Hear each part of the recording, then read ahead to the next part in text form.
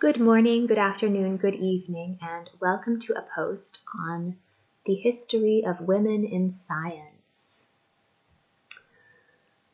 A woman you might not know about is named Sophie Germain. She lived between 1776 and 1831. She used a man's name in her correspondences with Lagrange, Legendre, and Gauss. They respected her work, and although she wasn't allowed to join the academic system, they continued corresponding with her, even when they found out she was a woman. She later received an award for her work on elasticity.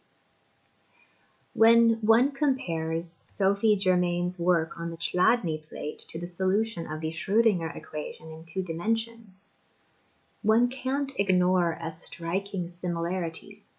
In fact, Paul Dirac once wrote that Schrödinger didn't actually derive the equation for which he became famous. It just came to him out of thin air.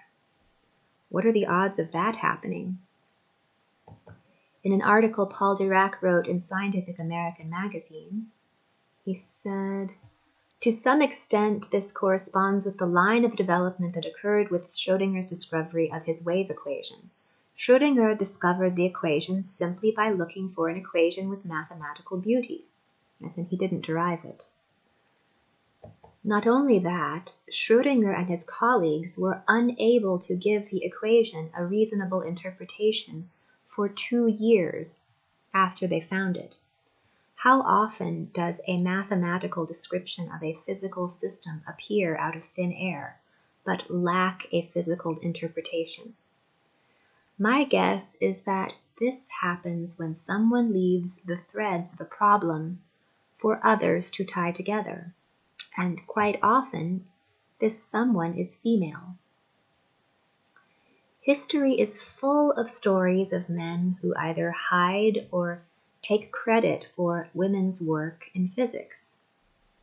Hypatia of Alexandria in 300 AD was a genius who mastered conic sections and elliptical orbits long before Kepler, but because of her status as advisor to the political class, she was literally skinned alive and burnt at the stake by a group of crazed men who didn't like seeing women with power. They later burnt the Library of Alexandria to the ground, initiating 1,000 years of intellectual darkness. Émile du Châtelet in 1730. She was a genius who translated Newton's Principia into French, adding her own commentary to the work. Her book was used as a resource by French physicists for centuries, and she died due to complications from a late-in-life pregnancy. Ada Lovelace, from 1830. She was a genius who studied mathematics and invented an early form of computer science based on Babbage's work. She invented the loop construct, state charts, and algorithms, none of which she typically gets credit for inventing.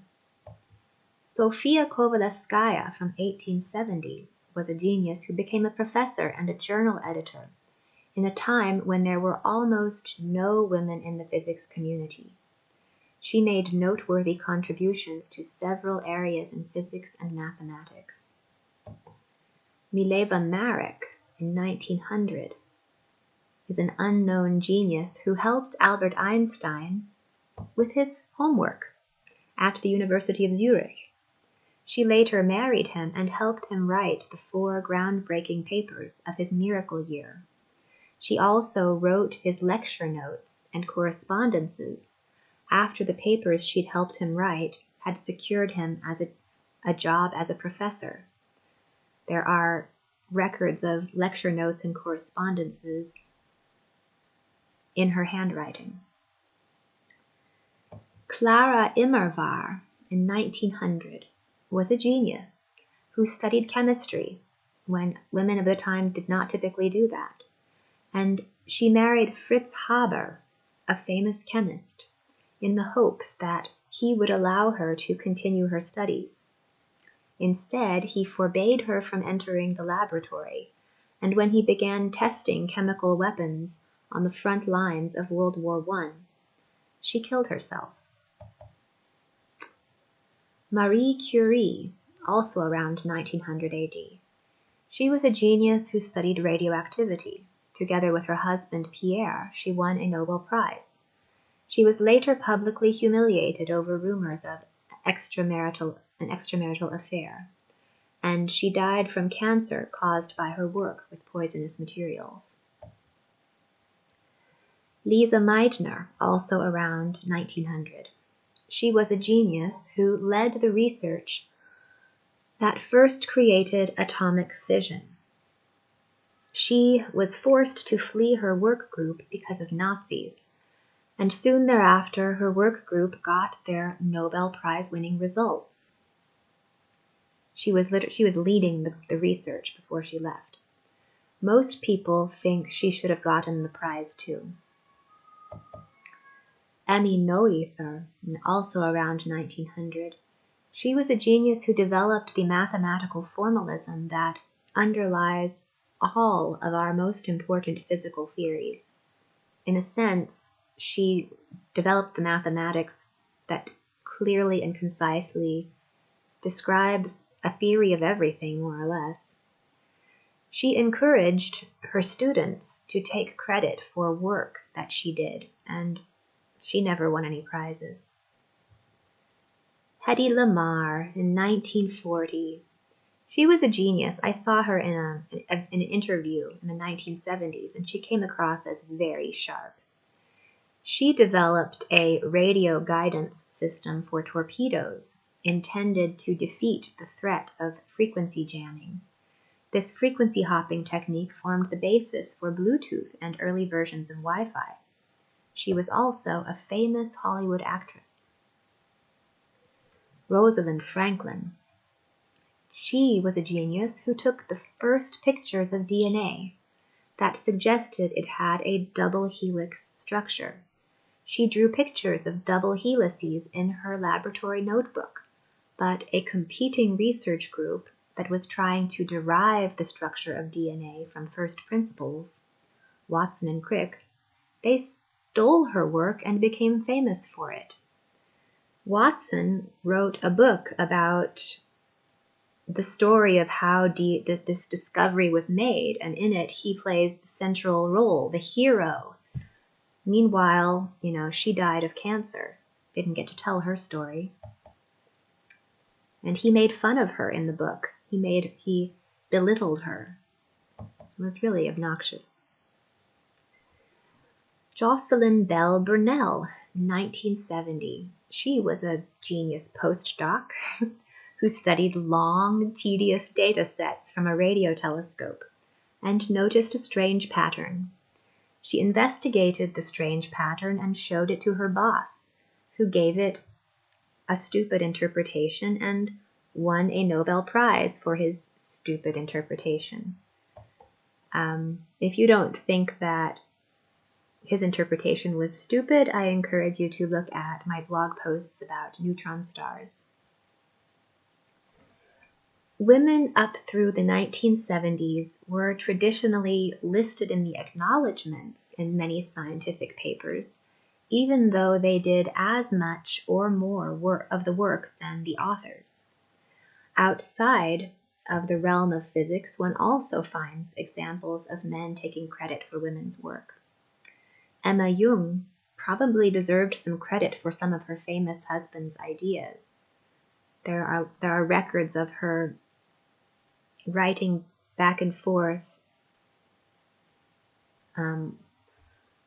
with her thoughts about how to deal with her husband's difficult mental state. She was essentially acting as her husband's psychiatrist and trying to figure him out. Susan Sontag wrote the book that made her husband famous.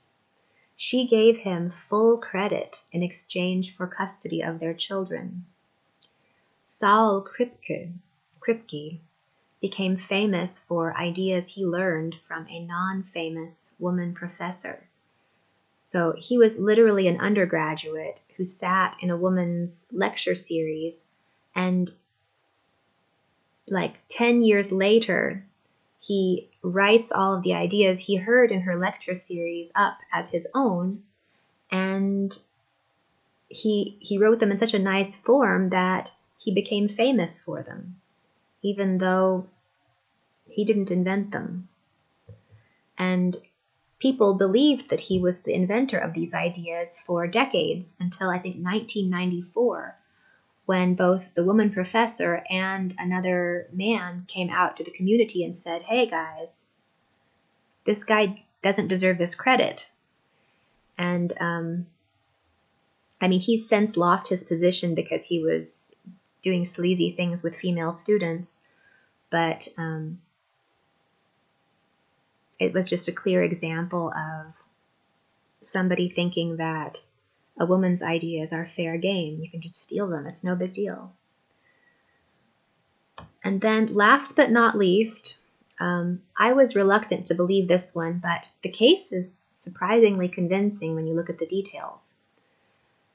I think that it's quite possible that Shakespeare was either a woman or using a well-educated female collaborator. People have long suspected that a provincial glove maker couldn't have had enough experience of the world to write the stories credited to him. They looked at noble ghostwriters, but couldn't find anyone with a perfect match. They hadn't been looking for a woman. A promising candidate is a Jewish woman who had lived with nobility and who'd traveled in Italy. She wrote some striking poetry, and her writing style had gotten high praise from her contemporaries.